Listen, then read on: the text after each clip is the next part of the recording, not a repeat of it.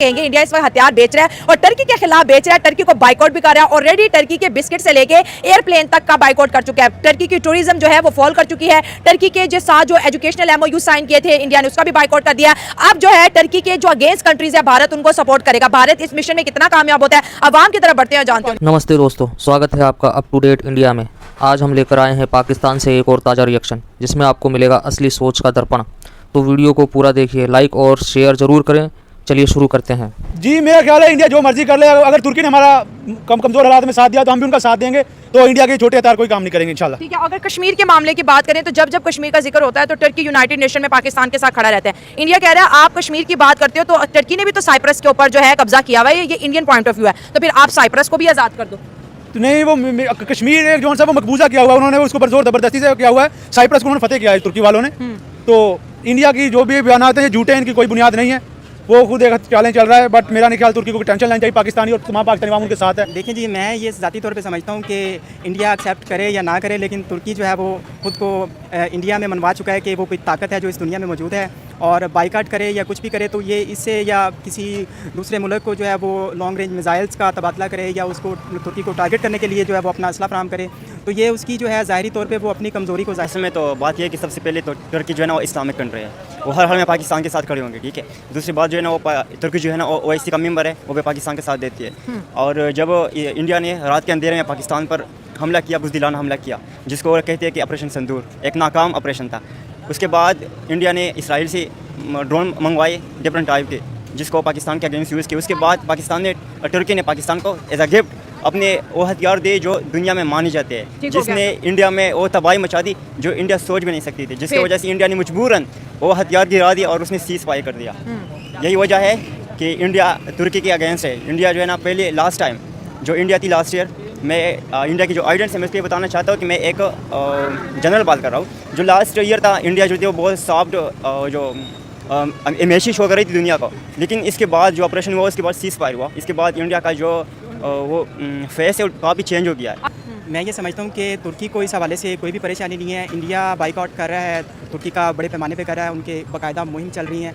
जब पाकिस्तान ने उनको जवाब दिया, उनके जो है वो ऑपरेशन संदूर के जवाब में ऑपरेशन बुनियाद महसूस हुआ, तो उसके बाद से उन्हें ये लग रहा है कि तुर्की की सपोर्ट से ये सब हुआ है। तो मैं ये समझता हूँ कि पाकिस्तान का एक मुखलिस दोस्त है तुर्की, और दोस्त हमेशा ऐसे होने चाहिए जिनका लोगों को पता चले कि बाकी कोई दोस्त है। और तुर्की की दोस्ती जो है और चाइना की जो दोस्ती है, हम बात फिलहाल तुर्की की ही करेंगे। तुर्की ने जो है वो तुर्की की पाकिस्तान के साथ वफादारी ने इंडिया की चीखें निकलवाई हैं। अच्छा। और जो चीखें हैं वो पूरी दुनिया सुन रही है, और जो कमज़ोर लोग होते हैं वो सिर्फ चीखते हैं, चिल्लाते ही हैं। बड़ा इन्होंने कहा था कि हम ऑपरेशन सिंदूर करेंगे और पाकिस्तान का ऐसे करेंगे, लेकिन पाकिस्तान ला इलाहा इल्लल्लाह के नाम पे बना है, और तुर्की से भी हमारा जो रिश्ता है वो ला इलाहा इल्लल्लाह का है। और हम मुसलमान जो हैं, हमारी रिवायतें हैं बदर से लेके, और जितने भी हम देखें अपनी तारीख को देखें तो हम डरने वाले तो हैं ही नहीं ना। तो जब से हालिया कुछ दिन पहले पाकिस्तान और जो है ना इंडिया के दरमियान जो एक वार हुआ था, उसमें से जो ना इंडिया ने बहुत कुछ जो ना अपना पॉलिसी आलमी सतह पर उसने चेंज किया हुआ है। इंडिया की पॉलिसी चेंज हो गई बिल्कुल। उन्होंने अपना फॉरेन पॉलिसी को जो ना बिल्कुल उन्होंने दूसरे रुख की तरफ उन्होंने कन्वर्ट कर दिया है। ठीक है, इसकी वजह ये है मेन कि इस वार के दौरान जिन ममालिक ने पाकिस्तान के साथ बाय स्टैंड किया, जिन्होंने पाकिस्तान के साथ खड़े रहे, वो चीज़ ना इंडिया को बहुत ज़्यादा नुकसान दिया। ठीक है, उससे इंडिया को बहुत ज़्यादा तकलीफ हुआ। ठीक है, और आलमी सतह पर जो ना इंडिया को बहुत ज़्यादा जो ना उनको बेइज्जती का सामना हुआ। ठीक है, अब इंडिया जो ना पहले ये क्लेम कर चुका है नरेंद्र मोदी कि हमारा जंग जो है ना वो पाकिस्तान के साथ नहीं है, जो हमारा जंग है वो है चाइना के साथ, और चाइना की तरह दूसरे तरह के जो स्ट्रॉन्ग ममालिक पाकिस्तान के साथ खड़े हैं उनके साथ हमारा असल मुकाबला है। बेसिकली बात यह है कि तुर्की जो है ना खुद एक मतलब पावरफुल कंट्री है। ठीक है, वो उस पर ये फ़र्क होगा, लेकिन इतना फ़र्क नहीं होगा जितना इंडिया प्रेशराइज कर रही है, क्योंकि तुर्की एक पावरफुल है, वो अपने स्टेबिलिटी खुद मेंटेन कर रही है और उसकी कोशिश भी कर रही है। जो इंडिया में जो तुर्की से जो चीज़ आती है उन्होंने स्टॉप किया हुआ है काफ़ी हद तक। तो हाँ, इंडिया ने टोटली बाइकआउट किया हुआ है, तो श्योरली उस पर थोड़ा असर पड़ेगा, लेकिन इतना नहीं हो रहा। और दूसरी बात जो टूरिस्ट है, लास्ट टाइम जो टूरिस्ट थी वो बहुत ज़्यादा जा रही थी तुर्की, इस दफ़ा जो है ये इस ईयर इंडिया ने सारी स्टॉप कर दिया। तो मैं भी थोड़ा फ़र्क होगा, लेकिन इतना नहीं जितना इंडिया सोच रही है।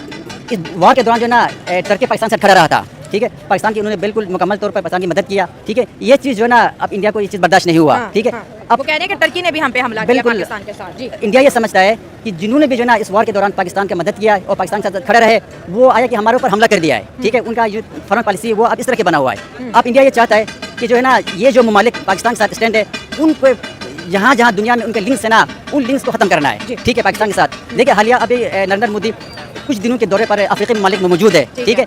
इसका मेन वजह यही है कि अफ्रीका के अंदर जो है ना चाइना का एक तकरीबन $150 अरब का जो है ना इन्वेस्ट वहाँ पर मौजूद है, ठीक है। उसका वहाँ पे लिंक मौजूद है। अब इंडिया जो है ना वहाँ से चाइना का लिंक ख़त्म करना चाहता है, और जो है ना जहाँ टर्की का मसला है उसका लिंक भी जो है ना वो इंडिया ख़त्म करना चाहता है।